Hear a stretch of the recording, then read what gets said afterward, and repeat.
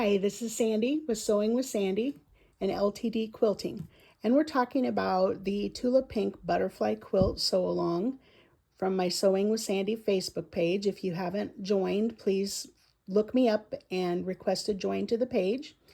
And I am going to talk just briefly about these curved piecing blocks. I'm not going to lie, they are not my favorite. However, there are a few of them in this quilt, so I figured I would start with the largest one. And this is the outer piece, which I call the crust. And then this part is the pie.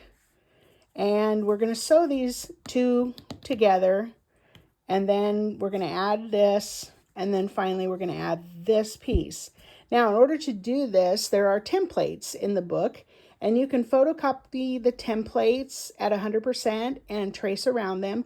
Or you can do what I did, which is draw the templates on template plastic, which is much stronger and easier to trace around than paper.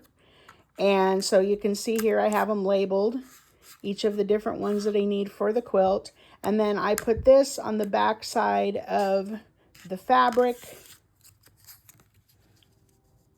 And that's not the right one, obviously. I need a bigger one. Okay, here's a bigger one.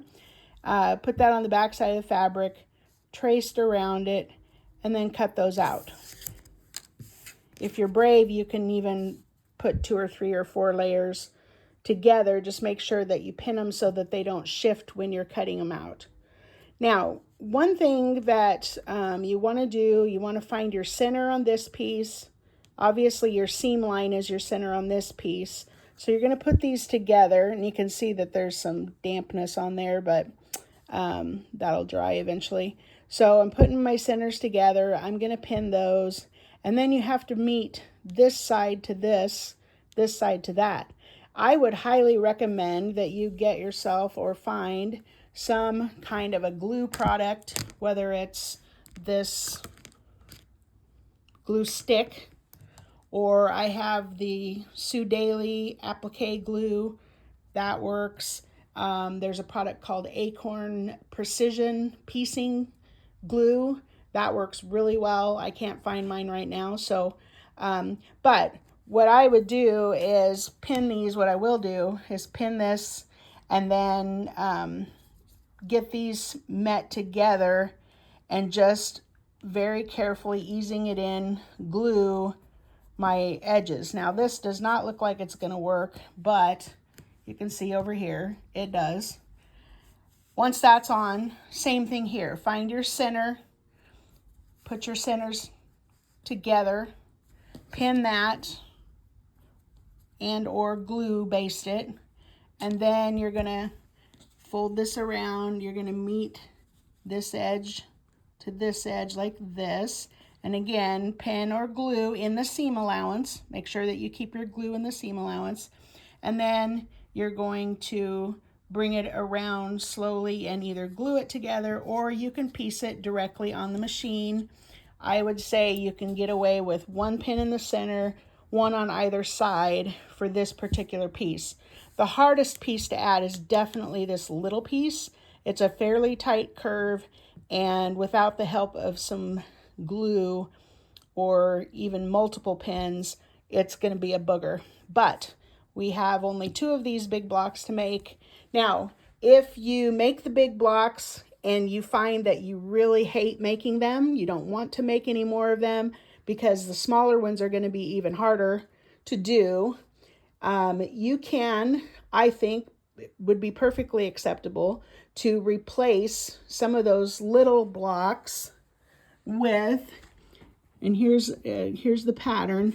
So you can see there's 1 here, 1, 2, 3 more here, and then 1 here that's slightly smaller than the pink one that I'm working on. You could replace those with any pieced block, and you can see that those dark blues are blending in really well. They don't have to be that wheel block if you don't want to do it. You could replace those with little Dresden plates, which I am seriously considering doing because I actually like the look of a Dresden plate better than I like these wheel blocks.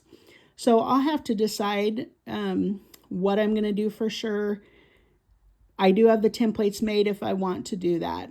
So, but again, notice that most of this quilt is made out of some log cabin style blocks, some, flying geese, that kind of thing. So if this block here was replaced with a Dresden plate, it's really going to stick out just like this particular. It's going to give you the same effect in the pattern. It's going to show up and look noticeable in the pattern right here.